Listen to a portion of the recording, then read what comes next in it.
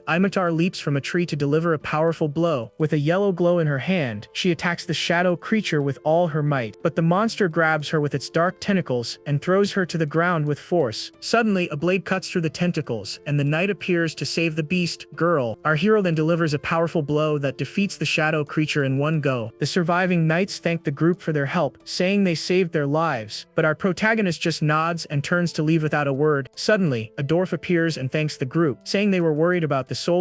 The beast girl says it's rare for the knight to help humans and asks why he always helps them. One of the knights then warns them not to leave, as the forest is still dangerous. His friends are shocked to see the distinguished and important person they met in the forest. The protagonist is confused by the reaction and asks who the person they just met is. Annoyed by his ignorance, Dahlia scolds him, saying the person is none other than royalty. The young dwarf smiles and says it's natural not to know each other as they live in different places, and then introduces herself as the daughter of the Dwarven Kingdom and the Golden Master. The scene then cuts to a tall, imposing tower under the starry night sky of the city. The elf is shocked to learn it was a dwarf, and our hero asks who Gnome is. The elf asks if he knew from the start that she wasn't human, and the dwarf confirms he did. With an arrogant look, Dahlia says he would never save a human in the first place. Our hero then realizes that's why they went into the forest without hesitation, and the knight is disappointed, as he hoped his friend's hatred for humans had lessened. He then asks where the party leader is, and the elf explains she went to the guild. Dahlia says the guild can't interfere in the matter, and that she must be having a rough day. Suddenly, the elf freaks out at the knight for calling her a child and scolds him for his ignorance. The dwarf laughs and says she doesn't mind, and the elf continues to defend the princess's honor. The protagonist then adds that she is a married woman and already has children, which shocks everyone. The dwarf thanks the group again, saying they prevented a major incident in the forest. Our hero just nods, not knowing what to say about the whole situation. Just then, the guild receptionist and the princess return from the meeting with the authorities. The princess then asks the kind children who saved her to tell her their names, and with a smile, the young woman says she will never forget the names of her benefactors. She then prepares to leave, saying her carriage is waiting outside, and says goodbye, saying something small and red would suit them, and the elf is confused. Back at the guild, the receptionist explains the princess was a special case and there's still much to verify. The elf then decides they should wait for Emitar, and our hero nods in agreement. As time passes, Dahlia grows impatient, and the knight wonders if there was a problem. Suddenly, the elf's stomach grows, and he realizes they haven't had any dinner yet. The protagonist then gets up and prepares to serve the meal he had prepared, and with a divine glow, a bowl of fresh, green salad appears before the blonde archer. The elf is surprised, as it's the first time he's seen his friend eat only vegetables, and he offers some, but Dahlia refuses, saying that even if they're vegetables, he must have made them with monsters. The elf is in a dilemma as the salad looks delicious, but he doesn't trust the cook, and with a reluctant expression, he asks for some of the salad, since it's not monsters this time. The protagonist then serves him some, and the elf takes a piece with his fork to try it. He closes his eyes and takes a bite of the salad, expecting the worst, but is surprised by the taste. Suddenly, the elf's eyes widen with the explosion of flavor he feels in his mouth, and declares the salad is delicious, and it's the first time he's eaten something so good since leaving the forest. The elf then asks what the soft thing in the salad is, and the knight hesitates to answer, but finally reveals that the soft, delicious thing he ate was actually slime. The blonde archer is horrified by the revelation and panics about the slime he ate. The protagonist explains he was out of ingredients and tried to make something similar to konjac. He says he made a salad as it was the easiest choice and most of the vegetables were normal, and the knight then reveals he dried and crushed the bodies of Pinyu monsters to use as seasoning. The elf then collapses at the revelation, and the knight says the seasoning is quite spicy. Furious, Dahlia grabs him and shouts for making him eat monsters again and asks what pinyas were. The knight reminds him he said it was delicious, but the elf says he didn't know about the monsters. Our hero tries to argue, but the blonde archer shouts that it's not about being vegetarian or carnivorous. Suddenly, the party leader appears and says they're full of energy in the middle of the night. The elf tells his friend he was saved by her, and the girl explains she was tired of the paperwork. With a proud smile, the leader announces that as of today, she has been promoted to rank B. Her friends are shocked by the news and don't understand how she got the promotion. The group then meets with the guild master, who observes them with a serious expression. The guild's vice master introduces himself and asks if they are the group that saved the princess. He addresses Imutar, and she nervously confirms her identity to the guild master. With that, he hands her the promotion certificate to rank B and congratulates her on the achievement. The beast girl is radiant upon receiving the certificate and celebrates her promotion with a cry of joy. With the certificate in hand, she celebrates, saying she's one step closer to reaching rank A. The elf then congratulates her, and the girl jokes that by the time he catches up, she'll already be rank A. But the guild master interrupts them, asking if they know the party ranking criteria. He explains that the party's rank is set by the lowest ranking member, so they are still rank C. With that, the beast girl realizes they need to hurry up and become a rank B party as soon as possible. The protagonist then addresses the guild master and asks if he has information about a dragon. With a grim look, he asks if he knows anything about the golden dragon that attacked Adorama. The guild master is silent for a moment before answering the knight's question, and says the story is from before he was born, but he knows the situation as he's heard of it many times. The scene then shows a city in flames, with people screaming in pain and despair everywhere. His friends stare at him in silence, waiting to hear what the guild master has to say. The guild master says that Director Daisy knows more, as she is the longest serving employee there. With that, the elf offers to guide them, and our protagonist thanks her for her kindness. Meanwhile, the vice master stays in his office, smoking and reading some important documents, and then mutters the name Marin Glace, looking quite thoughtful about the night. The man wonders how such a strong fellow suddenly appeared out of nowhere in the city, and seeing that he's looking for the golden dragon, the master decides he needs to keep an eye on him. The director asks how he knows about the dragon and reveals she was the one who organized the case files. Our hero then asks where the creature has been since the attack in Adorama. The elf thinks for a moment and asks if he wants to know if the dragon was defeated or not, and then reveals that the dragon was subjugated by adventurers during that terrible time. The knight is completely shocked by the news, unable to believe what he just heard,